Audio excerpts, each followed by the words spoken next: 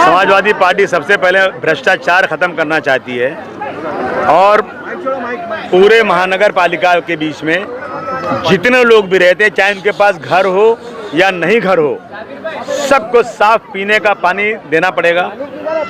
Slum की ऊंचाई 14 foot से 16 फुट लाना चाहते हैं। हम स्कूलों में फ्री पढ़ाई, पूरी फ्री पढ़ाई, और बिल्कुल से जिस तरह से अच्छे बड़े इंग्लिश मीडियम स्कूलों में पढ़ाई होती है, मिशनरी स्कूलों में पढ़ाई होती है, उससे अच्छी पढ़ाई क्यों कि म्यूनिसिपैलिटी के स्कूल में एक बच्चे पर 6,000 रुपये महीने का खर्च होता है।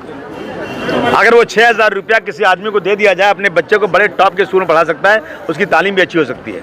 हम उस 6,000 का जो भ्रष्टाचार है उसको बंद करके उस स्कूल का स्टैंडर्ड बढ़ाना चाहते हैं और सब एसएससी के बच्चों को, छोटे बच्चों को लैपटॉप और टैबलेट देना चाहते हैं पढ़ाने के लिए। बच्चों का जो बस में है वो फ्री टिकट उनका होना चाहिए, उसको इतनी सारी कब्रिस्तानों, सारे शमशान की जगह होना चाहिए, बनना चाहिए। जितना भी 2034 के डीपी में प्लान है उस सब पे कार्रवाई होना चाहिए।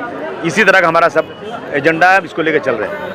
चुनाव आते ही कई नई पार्टियां आ जाती है, जिससे समाजवादी पार्टी को जो सीटें नहीं मिल पाती है, तो जनता से क्या आह्वान करना चाहिए? देखिए, सुब्रमण्यम जी ने कहा था 2014 में, तो उनसे पूछा गया था आप कैसे सरकार चलाओगे अपनी।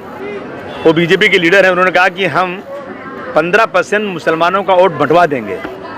कैसे बंटवाओगे? आज तक में इंटरव्यू चल रहा था, उन्होंने कहा देवबंदी बरेलवी, शिया सुन्नी, अंसारी पठान, इनके नाम से हम बंटवा देंगे, इनके वोटों की अहमियत को ख़त्म कर देंगे और 85% जो दलित हैं, ये हम सबको हिंदू मानते हैं, इन सबको इकट्ठा करेंगे और हम इलेक्शन जीतेंगे। वो जब उसी दिन से एक पार्टी हैदराबाद से निकली, वो भी चालू हो गई। उसके पहले नहीं थी वो पार्टी, 100 साल की है, आजकल की नहीं पार्टी है वो।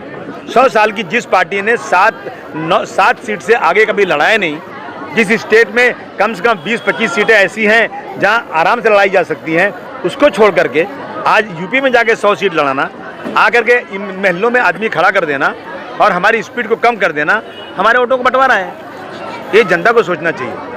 यूपी में इलेक्शन चल रहा है, समाजवादी बीजेपी के बीच काफी पार्टी की टक्कर बताई जा रही है, सरकार किसकी बनेगी, क्या करेगी? मैं तो कहता हूँ समाजवादी की बनेगी। स्पीड बढ़ गई साइकिल की, और आजकल बौखलाहट नहीं देख रहे हैं आप? बौखलाहट ऐसी है कि हिंदू मुस्लिम नहीं चला। पहले 80-20 किया इसने, योगी ने 80-20, जनता ने कुछ सुना नहीं। अब ये कह रहे हैं कि ये जो है साइकिल का इस्तेमाल होता है ब्लास्ट में, साइकिल का नाम ले रहे हैं। तो इन चीज़ों को देख करके ना इनकी बौखलाहट जाहिर हो रही है। सारी मीडिया, जो ईमानदार मीडिया है, सोशल मीडिया, सब के सब ये कह रहे हैं कि समाजवादी पार्टी अब की बार थम्पिंग मेजॉरिटी से चुनकर आएगी और बीजेपी की हैरानी परेशानी। अब मारे जा रहे हैं लोग, कूटे जा रहे हैं, गाड़ियाँ तोड़ी जा रही हैं, डंडे मार के भगाए जा रहे हैं, गाली दिए जा रहे हैं, तो जीतेगी समाजवादी पार्टी इंशाल्लाह।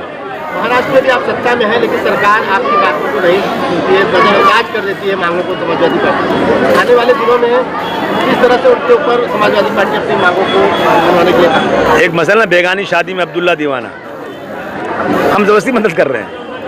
मतलब इसलिए कर रहे हैं कि बीजेपी को ताकत ना मिलने पाए। हमें गाली भी देंगे तो भी हम मदद करेंगे, क्योंकि बीजेपी को हम नहीं आने देंगे।